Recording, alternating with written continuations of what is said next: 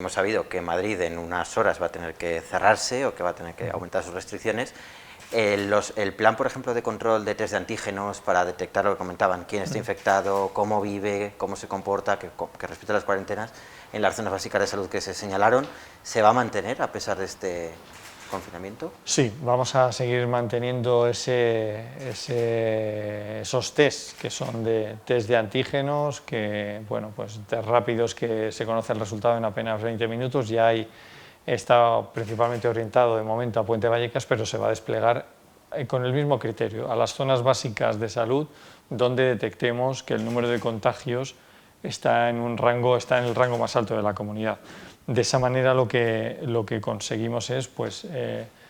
conocer cuál es la situación del virus dentro de estas zonas, sobre todo de cara a futuro, a tomar decisiones o, en este caso sí nos dejan, porque nos han dejado hacer algo que veníamos haciendo y creo que con buen resultado,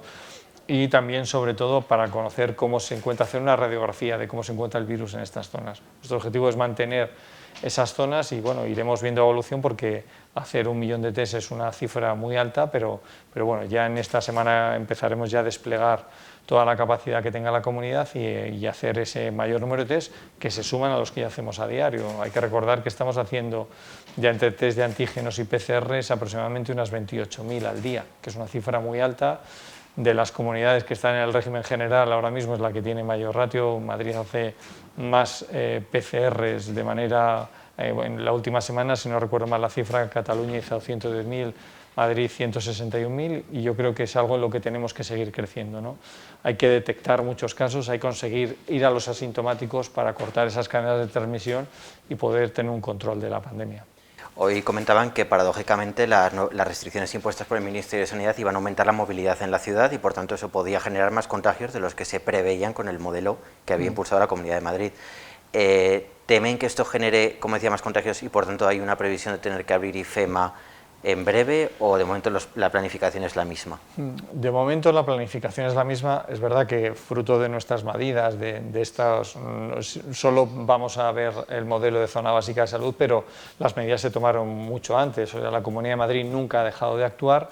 y es verdad que ya hay datos de la última semana que nos indican que hay un cambio de tendencia más ya de manera muy clara, ¿no? Se ha disminuido las consultas en atención primaria casi un 10%, las llamadas en suma un 14%, las urgencias están con menos presión, llevamos 5 días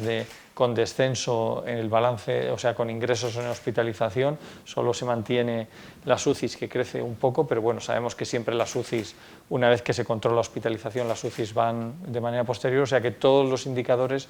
nos dicen que en ese sentido se está produciendo pues, un cambio de tendencia, lo cual es una excelente noticia y eso lo que nos permite es que dentro de la capacidad de la primaria, de esos planes de elasticidad de nuestros hospitales, se está conteniendo la pandemia, pero aún así nosotros tenemos que estar preparados pues, para en cualquier momento activar el recurso que sea necesario. También hemos puesto en marcha 500 plazas en hoteles medicalizados, tanto para pacientes que no pueden cumplir la cuarentena en su domicilio como pacientes de prealta de hospitales. Son los dos perfiles que estamos derivando a estos hospitales y bueno, yo creo que con todo lo que tenemos activado y siempre con toda la prudencia, si la pandemia se sigue comportando en esa inflexión en descenso en número de casos, yo creo que se va a dar buena respuesta, digamos a día de hoy y en un espacio corto de tiempo, pero bueno, siempre hay que estar preparados por lo que pueda ocurrir después. En una rueda de prensa reciente decía Fernando Simón que habían detectado en el contagio de los profesionales de la sanidad que el 80% de los contagios de estos profesionales eran fuera del entorno laboral, en su vida social, comunitaria. ¿Tiene Madrid controlado cómo se están infectando sus sanitarios y si esto está peligrando en la asistencia? Porque, claro, profesionales que tienen que estar de baja hasta que se recuperan y los problemas con los relevos que la propia presidenta Díaz Ayuso ha comentado, ¿no? Sí, bueno, la situación, por suerte, no es la situación que vivimos en los meses de marzo, abril y mayo con respecto a los profesionales sanitarios. Es cierto que nosotros también hemos detectado que la inmensa mayoría de los contagios de los profesionales se produce digamos, de fuera hacia adentro del ámbito hospitalario. Es verdad que ha habido algún brote asociado a un profesional en algunos hospitales y en algún centro de salud, que bueno, también son circunstancias que se producen, pero es verdad que en mucha menor medida de lo que se producían antes, ¿no? Y ahí pues lo que tenemos que estar es muy alerta. Ahora, gracias a los test de antígenos, los test rápidos,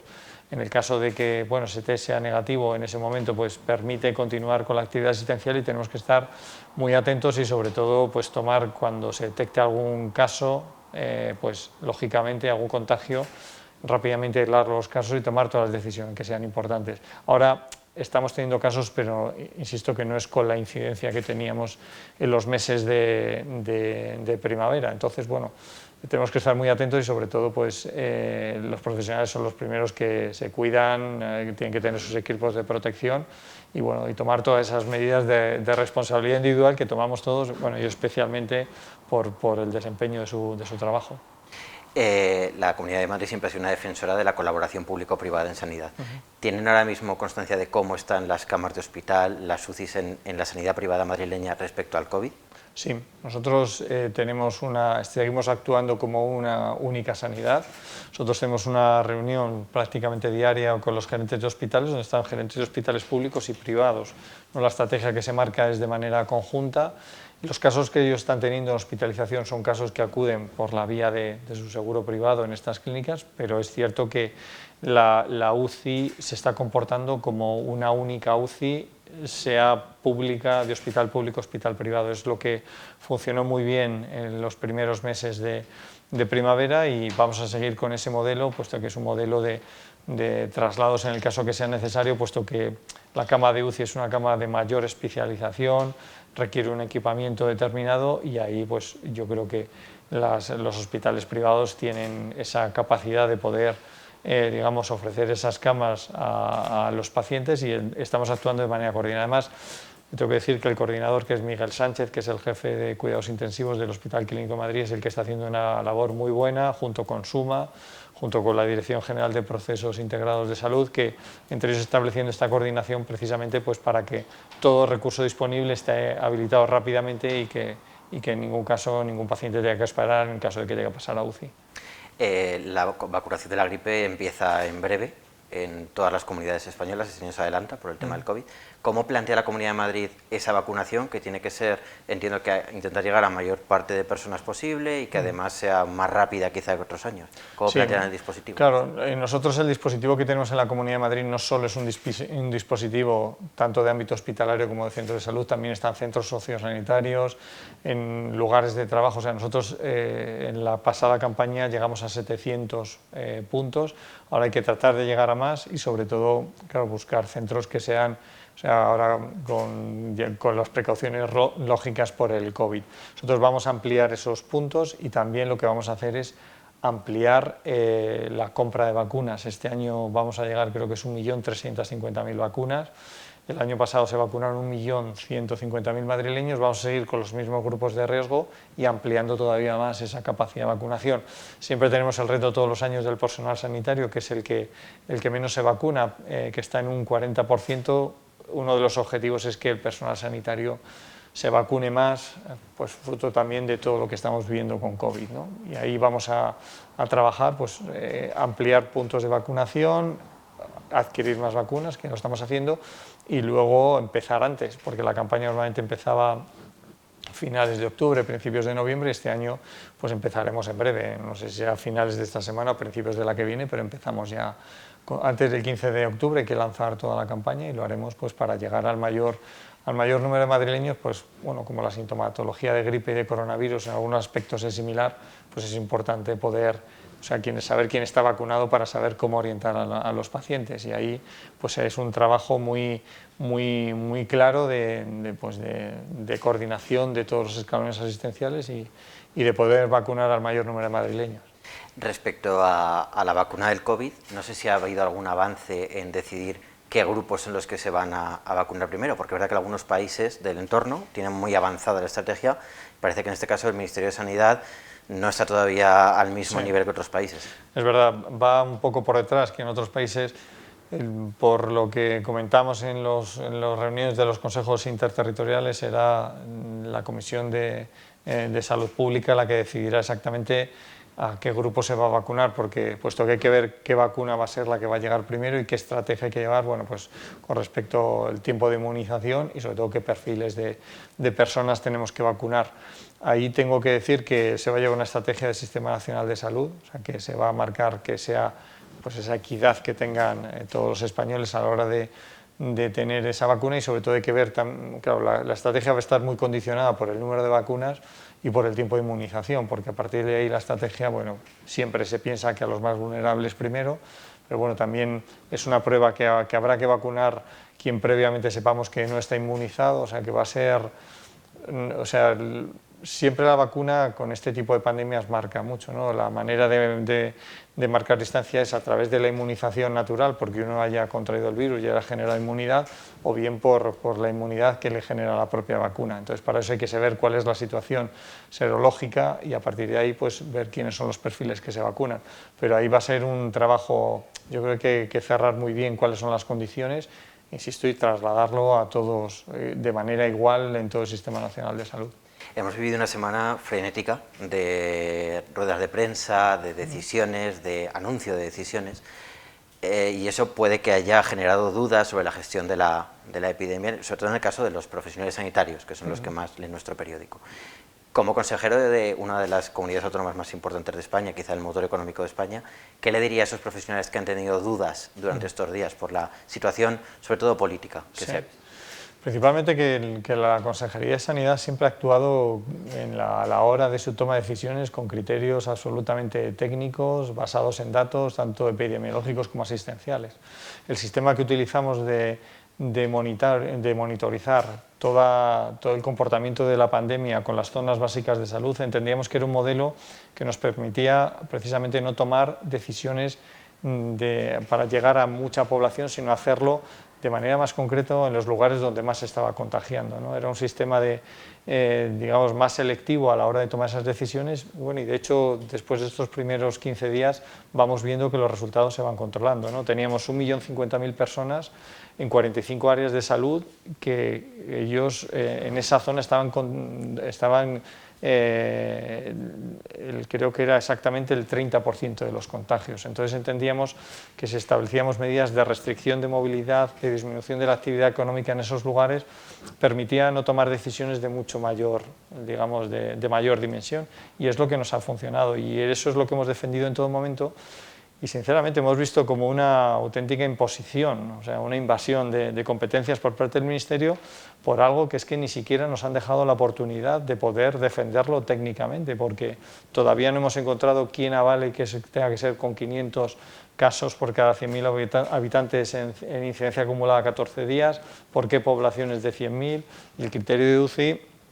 es un criterio de 35% de UCIs pre-COVID, pero realmente esa no es la capacidad que tuvo Madrid. Por supuesto que Madrid en su momento llegó a tener hasta 1.900 camas de UCI entre COVID y no COVID, llegamos a tener 1.500 y ahora estamos en 500, pero yo creo que el problema que ha tenido el Ministerio, que ha utilizado criterios estrictamente epidemiológicos, porque no tienen el control y el dato de la parte asistencial. Y entonces nosotros ahí hemos expresado nuestra queja, además diría casi que amargamente, ¿no? Que se trate de tomar las decisiones igual para todo el territorio cuando no es igual. En Madrid no hay ninguna ciudad en España que tenga 3.250.000 personas viviendo en el espacio que viven, con un cinturón que tiene poblaciones todas por encima de los 100.000 habitantes. O sea, es una densidad muy alta y requiere decisiones específicas para nuestra comunidad y sobre todo para nuestra capital. Y eso es lo que hemos reclamado abiertamente, decir, bueno, podríamos llegar a aceptar esas decisiones, pero condiciónamelo a indicadores asistenciales que refuercen esta decisión y sobre todo con qué criterio científico se toma esa decisión. Y eso es lo que hemos querido transmitir, o sea, actuar siempre con los datos, que es lo que nos ha permitido con una sacudida que ha sido descomunal para nuestra región, el poder dar esa respuesta en primer lugar y sobre todo, o sea, con esos datos monitorizándolos y analizando y sobre todo viendo cómo responde nuestro sistema sanitario, que es otra de las fortalezas que tiene nuestra comunidad. Y nosotros entendíamos que con esos criterios, y de hecho, bueno, pues los datos que hemos vivido en estos últimos 5 o 10 días, pues van detectando que ya esa tendencia nos es favorable, lo cual yo creo que siempre es una buena noticia y siempre contando que la UCI es el punto más crítico para cualquier sistema sanitario, ¿no? Entonces vamos a seguir trabajando y tratando de hacer ver al Ministerio que no puede ser un criterio de imposición y sobre todo sin ningún rigor científico a la hora de tomar estas decisiones. Y como última pregunta, se ha puesto durante, creo que incluso todo el verano, muy encima de la mesa el tema de que teóricamente en Madrid no había rastreadores suficientes, no había un control de los contactos suficiente. ¿Cree que se puso el foco demasiado en eso y considera que en todo momento sí que se tuvo el suficiente personal para controlar la transmisión? Vamos a ver, la cuestión respecto a los rastreadores, tengo que decir que es bueno hacer memoria. Cuando vivimos los cambios de fase, los únicos criterios numéricos que exigía el Ministerio eran criterios relacionados principalmente con capacidad asistencial, número de camas de hospitalización por habitante y número de camas de UCI por 10.000 habitantes, creo que eran unos indicadores de conversión que estaban hechos según la capacidad máxima que llegó Madrid. Se utilizó para utilizar ese indicador porque habrá muchas comunidades autónomas que sea muy difícil que cumplan ese indicador, y en el resto se hablaba de la capacidad de control y vigilancia de los casos, pero tampoco se exigía una cantidad. Entonces nosotros lo que hicimos fue aumentar nuestra capacidad diagnóstica, porque teníamos que era clave. De hecho, nosotros hemos multiplicado por 10 lo que vivimos, o sea, nos hacemos una idea, hacíamos 15.000 PCRs a la semana en el mes de marzo y estamos haciendo por encima de 150.000, la última semana fueron 161.000 PCRs. Entonces, cuando uno conoce la radiografía de cómo se comporta el virus dentro de su región, haciéndolo especialmente a los contactos de los contagiados, uno va teniendo esa respuesta, y nosotros fuimos adaptando nuestra red de rastreadores a nuestra capacidad diagnóstica, porque uno puede tener los rastreadores que quiera, que si no diagnostica es imposible que rastree. Y entonces lo hemos ido adaptando. Ahora la cifra estamos en 1.100 rastreadores, con esos dos perfiles de los que son más técnicos de salud pública, que son los que hacen la encuesta al contagiado y a los contactos, y luego el seguimiento de control diario que se hace a través del centro de atención personalizada. Estamos en 1.100, nuestro objetivo es, con nuevas fórmulas también de introducir rastreadores dentro de los propios centros de salud, con perfil de auxiliar de clínica para que ayuden en esa labor, y en otras labores también que ayuden a los profesionales de los centros de salud, y a partir de ahí pues ir dando esa respuesta y ese seguimiento. De hecho, el ECDC europeo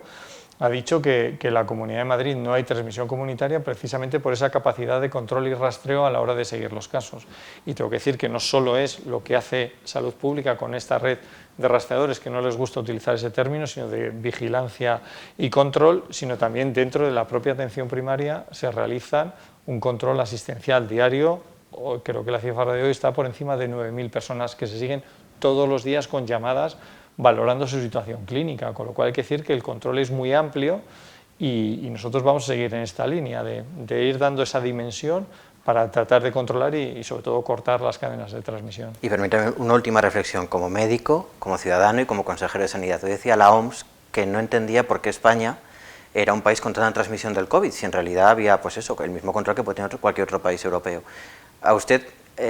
por qué cree que ha pasado esto? ¿Por qué cree que en nuestro país hay mucho contacto? ¿Porque se detecta y en otros países no tanto, o hay otros condicionantes? Yo creo que hay varios condicionantes. Uno es ese, la capacidad que tiene Madrid de conocer los contactos, porque hay que reconocer que, claro, al hacer tanto diagnóstico, nuestro número de asintomáticos es muy alto, que es algo que también el Ministerio no supo ver en su momento, pero claro, se hacen muchas pruebas, se detectan muchos casos asintomáticos. Ese es uno de ellos. También luego Madrid, por su propio modo de vida, ¿no? Es una ciudad con mucha actividad, es una ciudad con mucha movilidad, que son factores, y con mucha concentración de factores que son lo que precisamente condiciona que el virus pues, se transmita más de lo habitual. Y luego también hay que reconocer, que es uno de los puntos que llevamos quejándonos desde el primer momento, y además así lo reconoció el propio Fernando Simón, que la segunda ola vino a raíz de no tener ese control fronterizo. O sea, nosotros principalmente nos entran por Barajas, pero los temporeros de Lérida, que fueron los que generaron ese primer foco que ya se transmitió a Aragón y al resto de comunidades autónomas, fueron casos que venían por falta de control de sanidad exterior. Nosotros siempre nos reprochan que son pocos casos los que hemos detectado. O sea, nosotros hemos detectado casi 160 personas que han tenido que acudir a hospitalización o a UCI, o sea, casos o graves o críticos, pero es que cuando ha llegado a ese punto han tenido un tiempo de contagio y no sabemos los que han venido casos leves o casos asintomáticos, que probablemente esa cifra de 150 la multipliquemos por 4 o por 5. Y es que, o sea, si llegamos a 1000 personas contagiando, es mucho contagio y sobre todo que está fuera de nuestra red de control y de rastreo. Por lo tanto, yo creo que se junta todo, pero todos tenemos competencias. Y además es curioso, y no quiero dejar de decirlo, que el Ministerio intervenga en nuestra comunidad, invadiendo nuestras competencias y las que son las suyas, una de ellas que es la sanidad exterior, no ha hecho ni el más mínimo gesto de tratar de controlarlo, ¿no? Que eso yo creo que define mucho cuál es la situación. ¿Qué cree que va a pasar en Madrid en las 2 semanas, mes próximo, a nivel sanitario sobre todo? Bueno, nosotros, y siempre con prudencia, la inercia que estamos viendo en cuanto a datos, distintos indicadores, insisto, menos en camas de UCI, que ahí estamos teniendo un crecimiento pequeño, pero crecimiento, lo que vamos viendo que todos esos indicadores indican que estamos empezando a doblar la curva y insisto que siempre con esa prudencia que requiere tener. Las medidas del gobierno no creo que ayuden mucho más, puesto que han hecho algo, o sea, lo único que ha ganado que tienes a más gente dentro de esa orden, pero es cierto que ha habido algo tan elemental como es la movilidad, o sea, de zonas básicas que teníamos controladas con ese confinamiento perimetral, por esta orden se les ha quitado ese confinamiento. O sea, ahora ya dentro del municipio de Madrid se puede mover la gente con más libertad que antes, ¿no? Y eso yo creo que no es un factor bueno de cara a controlar la pandemia. Y creo, y lo digo abiertamente, que se ha hecho con poco rigor científico.